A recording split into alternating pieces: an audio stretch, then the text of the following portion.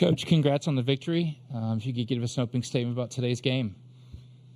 Yeah, it was an SEC war or just a postseason war. And, in that situation, if you had your druthers, you'd like to have the last at-bat because, the ninth inning is going to be full of drama. But I think our kids kept their composure in that ninth inning, including Ariel in a real tough play. You don't want to see anyone get hurt there, but that was kind of a do-or-die deal where you couldn't shy away or you had to make a decision with what you were going to do. So that, to me, was kind of the theme of the day. I know it was an exciting win, maybe not the sexiest or whatever you want to call it, but there was a lot of teammates taking care of teammates, a lot of coaches picking up players picking up coaches with decisions and things like that. And obviously it's easy because the score is what it is, but I just felt like we were more true to who we were today in pregame, in the dugout, during the game. And again, it's easy to say that because we end up doing okay on the scoreboard, but I'd rather go into battle with that group the way they showed up today and hope they do the same tomorrow. Thank you. We'll open a few questions for the players. We'll start down here, and then we'll go here and there. Kendall Rogers, D1 Baseball. Cal, I guess just looking at the job that Aaron did against that lineup, he kept them from getting in any kind of groove at all. What did you kind of see from him stuff-wise?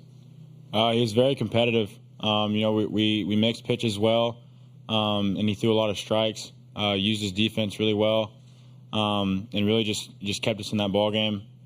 Kept the momentum on our side for the most part, and he's done that all year. So that it was really good to see. Right here. Cal, I guess throughout the frustration offensively those first handful of innings, what gave y'all confidence that y'all would get the big hit and be able to do some stuff? We always know we're one inning away. We just need to keep stacking quads together, and good things will end up happening.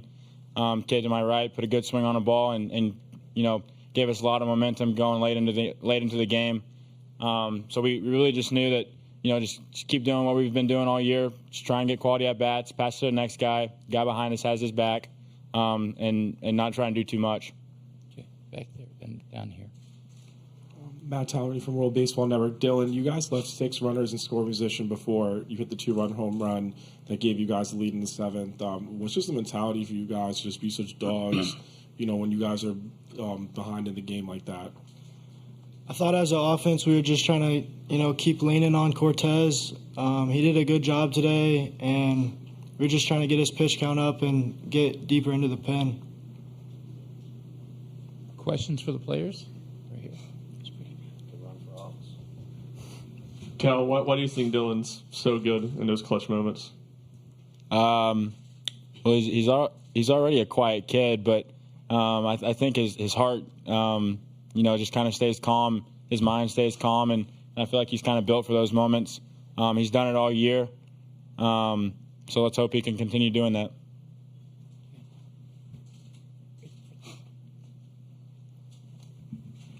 Aaron, what was able to make you so effective today? It looked like they were having trouble with that spin a little bit. Yeah, I would say that I had some struggles throughout the game just with command a little bit, so I had to adapt with my mechanics. I had to, I was missing some fastballs up, so I had to, fix my mechanics and make sure I could get the ball down. The curveball was definitely there. Same thing with the curveball. I had some times where it was more horizontal than vertical and opposite, so just dealing with what I had in that particular at-bat or inning or whatever.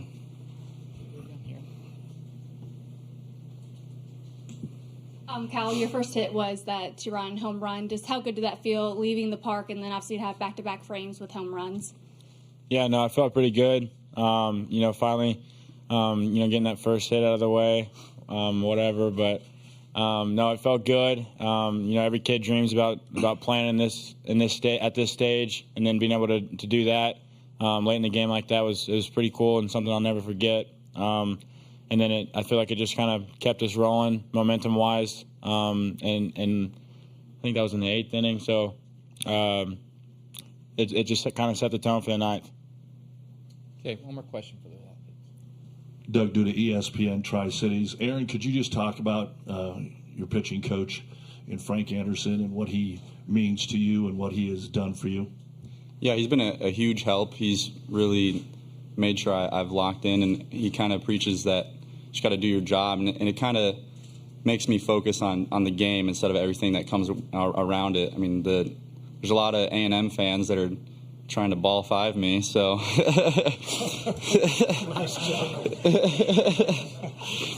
so it helps me lock back into the game when stuff like that happens, just knowing the mentality that he's given me. He also wants to be coached, and I mean, he says he's available tomorrow, so maybe it's premature, but one of my favorite guys to coach. Gentlemen, thank you. Congrats on the victory, and good luck tomorrow. You guys can be excused.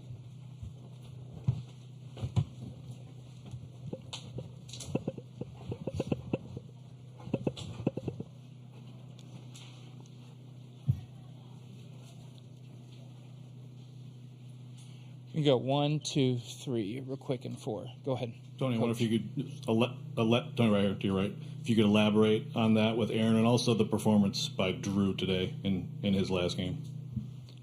He's just awesome, man. I mean, he's got that stupid chuckle, and obviously he's got some talent, but he's so receptive to anything that you bring to him, and he's so easy to have a conversation, and he's got a real good balance of believing in himself, which, you know, these kids all see swagger and they listen to rap songs and stuff like that, so they have their chest out, but there's got to be a decent combination there. You should think you're the best when you're between the lines, but you also need to realize you wouldn't be between the lines without all the people that helped you, whether it's his family's awesome, and we're excited about his brother coming here next year. But there's a lot of coaches besides Frank that have helped put him in a position, and it applies to other players too. And in this day and age, you see it fading a little bit. And I've kind of had convos with a couple of their guys just because we've been passing the stadium.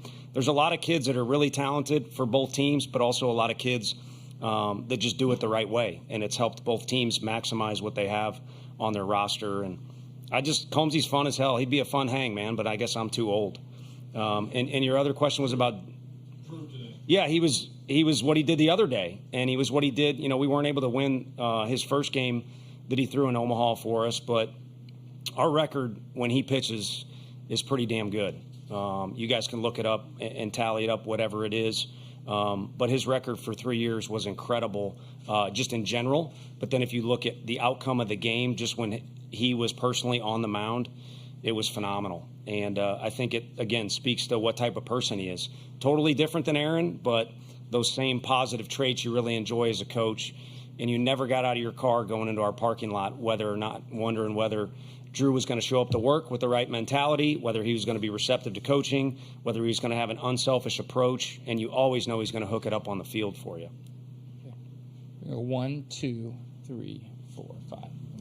Harrison Fan, SEC Unfiltered. Coach, you go to Kirby late, just kind of the most used guy out of the bullpen, just to try to close it out, and then gets a little bit of a jam, and you change and go to Nate Snead. Was that just some of a matchup kind of thing that you're looking for at Snead, or what was that like? Yeah, the Combs decision was tough. Again, we wouldn't be in this position without him. And if you took a vote in the dugout, which sometimes you do, or sometimes you just have to take responsibility for a decision like the bunt, you can feel free to ask me about. And it was split. It was split in the dugout, and then he comes down and says, I'm fine. I mean, what are you going to do? I think if you're a Vol fan, you probably boo the coaching staff if you don't see that guy come out of the dugout, but I'm not so sure he wasn't on fumes there. So just to peel back the curtain, what we talked about to the bullpen was this is going to be a three-man effort no matter what to finish the inning. And in an ideal world, Combsy gets a guy, and then we might have went to Kirby anyway for that matchup, and then Snead was hot to come in, and we had kind of been telling him he was going to finish the game. And I don't know that it's exactly like that, but kind of shades of Vanderbilt. You know, we had typically been using Snead on Sundays, and I think that's a game where Snead came in and got the last 2 outs, and today he had to get 3. Yeah. Tony, what if anything, do you think has changed with Xander as he's gone from the quote-unquote midweek guy to the role that he's in now? And does he have the kind of mentality you think is suited for something like this? I don't know. I don't care, to be honest with you. It's a baseball game. You know, it's kind of like the bunt thing.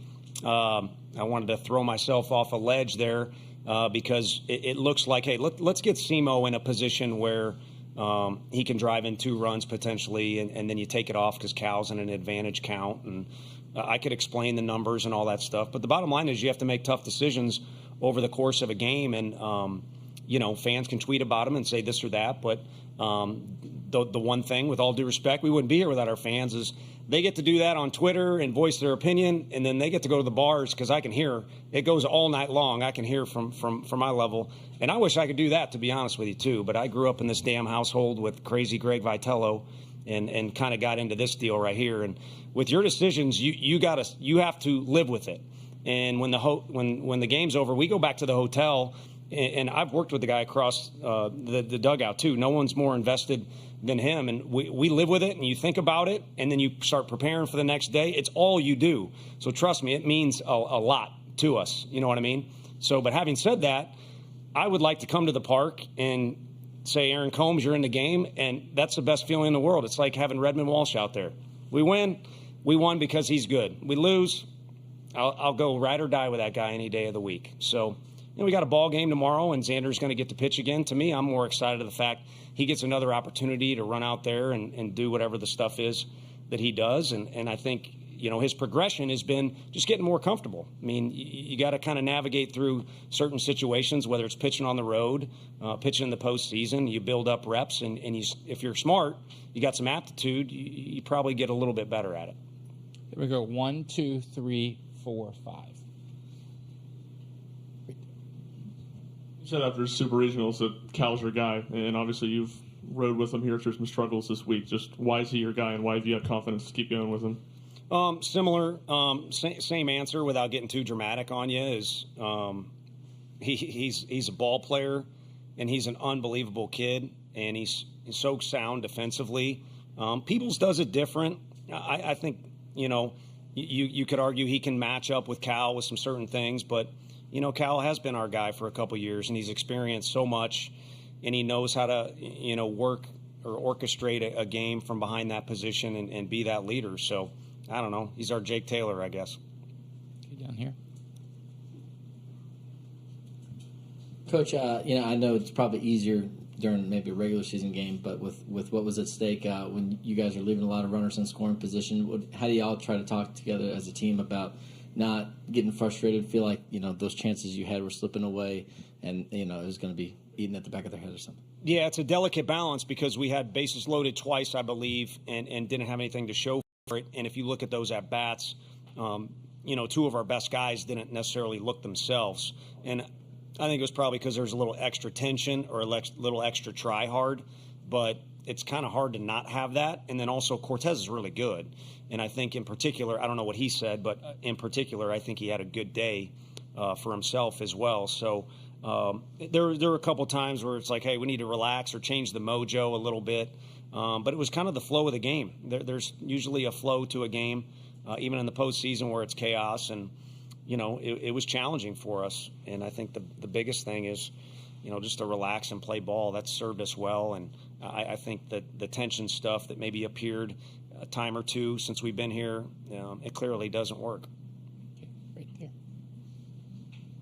This might be kind of building off of that question, but up until the 7th inning, you guys were 0-14 with runners on base. Is there one particular thing you can point to, or other than just kind of being out of sorts, like you were saying? Probably the head coach being out of control. I don't know. I mean, good competition, and also at times the park can play a little bit different. I think it's pretty cool. Jace hit one for them, and we got the ball deep there at the end. Both teams had several balls deep, but we had a couple homers. Is unique in this park. Normally things kind of happen 90 feet at a time or doubles, and then you have stuff like that happen. So maybe guys just trying to do a little too much and getting big and getting outside of themselves.